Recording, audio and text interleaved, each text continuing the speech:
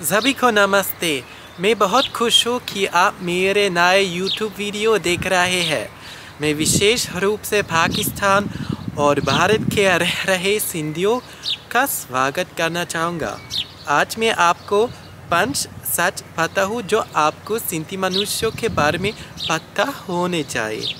मेरे इस YouTube channel के द्वारा मैं शैक्षिक कार्य करना चाहता हूँ और आशा करता हूँ कि एक्टिविस्ट सिंधी मनुष्यों को भारतीय प्रवासी के हिस्से के रूप में अपनाया जाएगा। मैं 22 वर्ष का हूँ और मैं एक सिंधु हूँ। मेरा नाम फ्रांस है, लेकिन सिंधी भाषा मेरा नाम बिचली है। हमारे बारे में पहला सच है, हम सिंधी मनुष्यों के हमेशा 2 नाम होते हैं। एक तरफ जिस देश हम रहते हैं वह की राजभाषा के अनुसार और दूसरी तरफ हमारी सिंधी भाषा के अनुसार। हमारे सिंधी नाम अक्सर पासपोर्ट में आधिकारिक तौर पर नहीं होते हैं। मेरे 2 जर्मन नाम है फ्रांस इलियास और एक सिंधी नाम बिचली। गाजी लोग मुझे ज़्यादातर फ्रांस और सिंधी मुझे केवल बिचली बुलाते हैं। हमारे नाम चरित्र, लक्षण या कहानियों को प्रतिबिंबित करते हैं।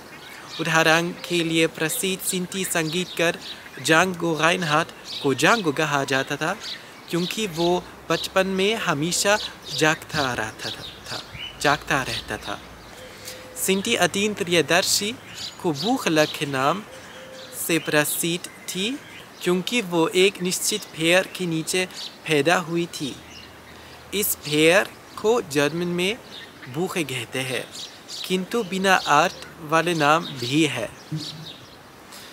मैं आपको यह बताना चाहूँगा कि यह परंपरा समाप्त होती जा रही है क्योंकि कई युवाओं अपने सिंधी नाम को ऐसे नाम में बदल लेते हैं जो सुनने में इतालवी लगते हैं।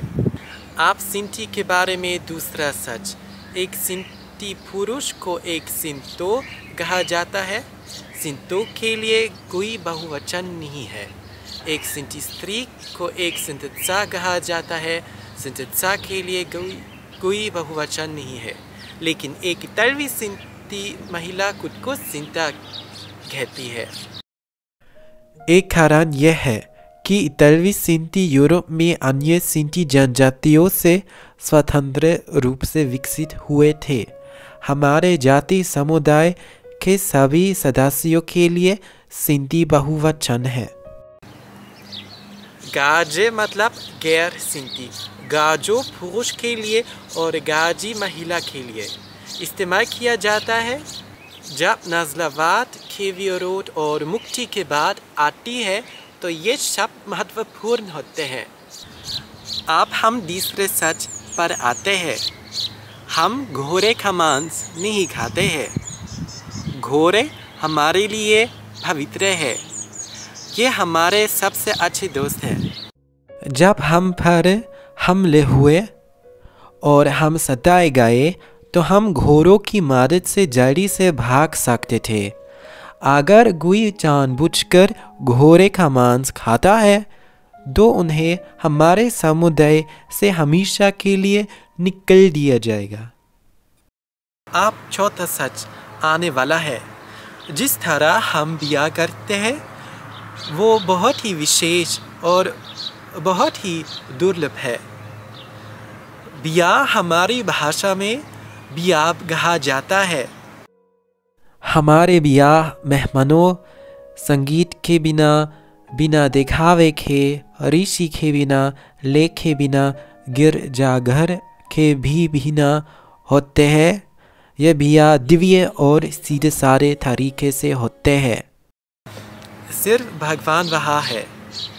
हमारे भारा देवता हमारी में देखभाल करते हैं।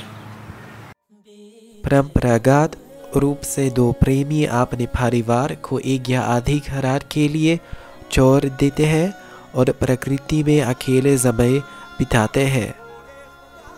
जैसे ही जजूर अपने दामद के गल पर एक चपत देते हैं, वैसे ही वो इस ब्याह को स्वीकार कर लेते हैं और जैसे ही सास अपनी बहू के गल पर एक चपत देती है, वैसे ही वो इस ब्याह को स्वीकार कर लेती है।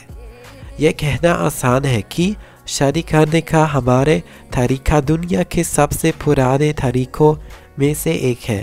हमारा ब्याह का तरीका ना तो रुपये और ना ही सोने से संबंधित है।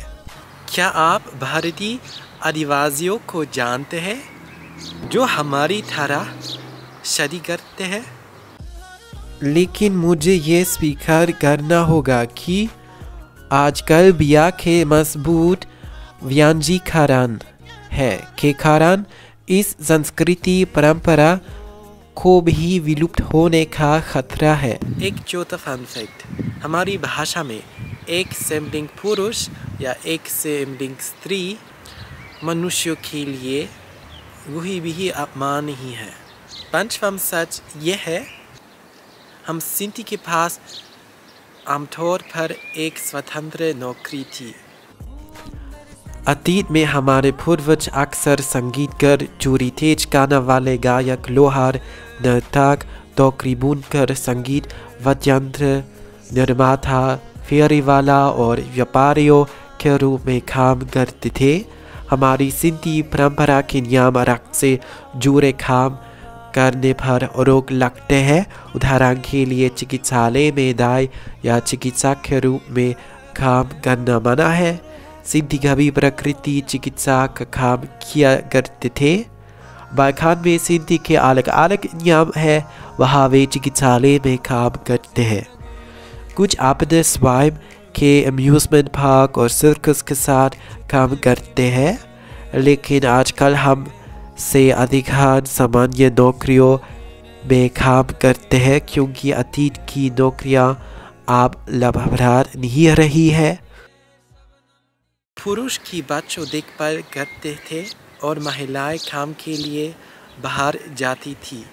जब वो बाहर काम जाती थी, प्रत्येक महिला के पास एक चूड़ी भी होती थी ताकि वो अपना बचाव कर सके। होलोकॉस्ट के बाद किसी तरह हमारी मातृसत्ता फीकी पड़ गई। मुझे उम्मीद है कि इस वीडियो आपके लिए दिलचस्प था, बहुत दिलचस्प था।